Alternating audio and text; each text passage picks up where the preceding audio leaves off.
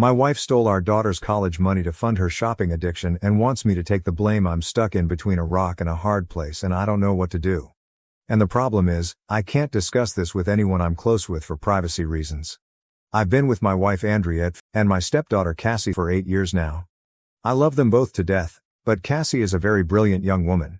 Recognizing her potential, me and Andrea decided to put together a college fund for Cassie so she wouldn't be crushed by debt. Over the years, it has amounted to over $200,000. Cassie is aware of this and is banking on it since she's trying to get into the Ivy League. To make a long story short, last week, I found out that almost $170,000 of the money was missing from the account. I freaked the fuck out and asked Andrea if she knew anything about it. She teared up and said that she had been spending the money over the years to fund her spending habit. I was furious, but I had a moment of clarity. I've browsed these subs enough to know that an affair was possible, so I asked her if she was having one. She adamantly denied it and offered any proof I needed. Social media accounts, emails, her work phone, everything. She offered to show me the receipts as well. There was nothing that popped out as suspicious, and the math from the receipts added up as well, so I let it go. But we still had the major problem of the money being gone. She described herself as a shopping addict, and the money from Cassie's account was just too tempting not to use. She didn't make excuses, but offered no solutions. As stated before, I was beyond furious. She ruined Cassie's chances at going to college debt-free and has changed the trajectory of her whole life. I had asked her to stay with her sister while I tried to figure this out. Cassie was concerned about why she was leaving, but we just said we needed a little bit of space. I asked Andrea to come back home yesterday and we had an extremely long discussion about how to handle this. She stopped me from talking and asked a favor of me. She asked if I could take the fall for her. For context, her and Cassie don't get along for a variety of reasons, and knowing how independent Cassie is, she will probably leave right after college if not during. In fact, me and Cassie get along very well and she comes to me for a lot of her issues. Andrea fears this will permanently drive Cassie away and she doesn't want to lose her. I told her that before we even talk about that, she needed to acknowledge her mistake and own it. She needed to go to individual therapy. We needed couples counseling. She needed to find a shopaholic support group and that I would be controlling the finances from now on. She said those terms were steep but fair. I said she needed to tell Cassie what she did, apologize and hope for the best. She refused and said she could never lose Cassie. She said I could survive the mistake, but she couldn't. I told her that in order to even consider me taking the fall, she needs to agree to my terms. I don't know what the hell to do. The last thing I want to do is lie to Cassie, but I don't want Andrea and Cassie to split up forever. And the worst part about this whole thing is that Cassie's life is ruined either way. Divorce is always an option, but I love Andrea despite her mistakes, and me dating at age 52 is next to impossible. I realized I can't lie to Cassie. I love her too much and she deserves the absolute truth, no matter how ugly and hard it is.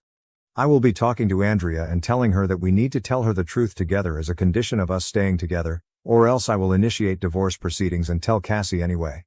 I need to put Cassie first, and like I said, I'll be telling the absolute truth. Even if she gets mad at me and disowns me, at least I'll know I did the right thing. In addition, I'm going to pay for her college myself. I can pull money from a couple of places such as my retirement and inheritance, so it'll be okay. If I have to live a little frugally during retirement and work a few extra years, then so be it. Cassie is worth it. I honestly doubt her mother is going to sell her stuff, so that's why I'm taking this route. As for Andrea, I've been criticized for wanting to let Andrea off the hook, so to speak, but it's easy to say when really deep feelings aren't involved. That being said, I don't think I can stay with her. What she did is horrendous, and she ruined our daughter's future for her addiction. We had a long discussion late last night and I threatened divorce unless she told Cassie the truth. She begged me not to do this, but I put my foot down, and eventually, she agreed, but only if I agreed not to divorce and I helped to repair their relationship. I won't be staying with Andrea. She's lied and manipulated me and Cassie for far too long for me to stay with her. The fact that she stole from me, Cassie and Cassie's grandparents makes this as close to unforgivable as it gets. The most wronged party here is Cassie. She has an amazing future ahead of her and I refuse to let her future go to waste because my wife made such selfish choices. Over half the money in the account came from Cassie's grandparents, aka Andrea's parents, Cassie's bio dad's parents, and my parents, whom she also calls grandparents. This money came in the beginning, which is why I knew how much was supposed to be in there. I never handled the account. Although I claim Cassie as my daughter, she is only my stepdaughter officially. As such, her mother handles all financial matters related to her. I simply gave her money to put in the account and she showed me, probably doctored, statements. My belief is that she pocketed the cash whenever I gave her money. I did notice all the stuff she was buying. She claimed that they were either on sale or because she got a work bonus. She makes a very good living, and I thought was responsible with money, so I said all right. I did ask her why she needed so many Christian Louboutin shoes. She shrugged it off. And although people can't wrap their heads around it, it's very easy to spend $170,000. A large chunk of the money went to buy a Mercedes, which I thought was a lease. She had a 7-year-old Lexus that, according to her, her friends were laughing at. Keeping up appearances for her wealthy friends is very important to her. Cassie and Andrea do not get along for a variety of reasons. Allegedly, Cassie takes a lot after her deceased father and Andrea can't relate to her at all, or maybe doesn't try hard enough. Cassie much prefers me to talk to. We have parent-child boundaries, but Cassie considers me one of her best friends, her words, not mine. I realize taking the fall was her manipulating me, plus it would have opened me up to a crap ton of consequences that I don't need to deal with.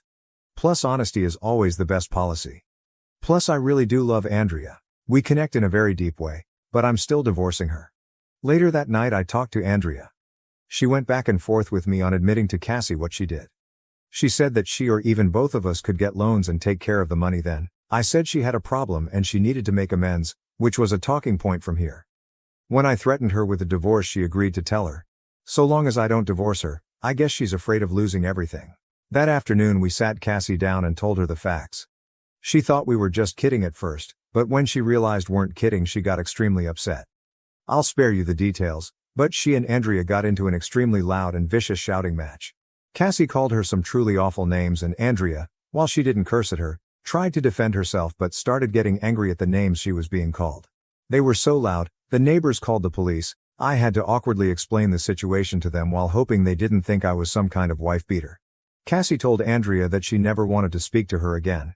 And that she never wanted a dime of her money and stormed off. I asked Andrea at this point to stay with her sister indefinitely while we give Cassie and me some space. She didn't want to go, she fought me to stay, but I told her me and Cassie needed time apart from her. So she packed her stuff and went to her sister's house.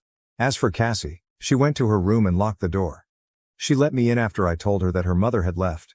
She cried in my arms and expressed that her future was now ruined. I told her it wasn't, that I would cover her college from my retirement and that I would make it right.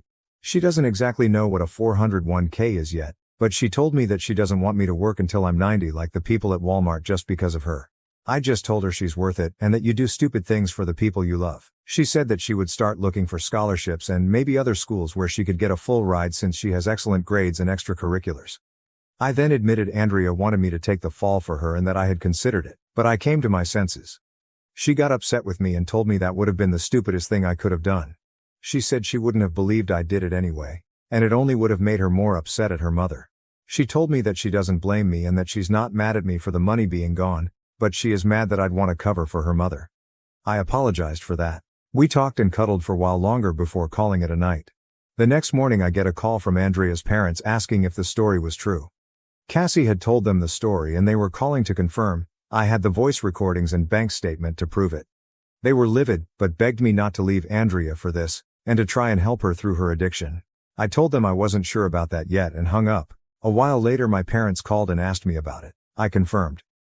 They were probably more mad than Cassie was, all things considered. They're threatening to press charges. I told them to calm down and that I would handle it. Cassie is doing okay. She's still a little shell-shocked, but she seems to be taking it as well as one could hope for. I made her pancakes this morning and that seemed to brighten her mood a bit.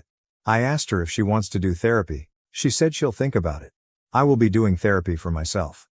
Andrea has been calling to talk, but I'm just letting it ring, so she's leaving voicemail. She's offering anything to make it right. Money, sex, favors, you name it. But it's not going to work. I feel horrible for Cassie, and especially so close to Christmas. I think in going to get her Billie Eilish tickets since that's her god. It won't make up for it at all, but it could go a long way to helping her feel better.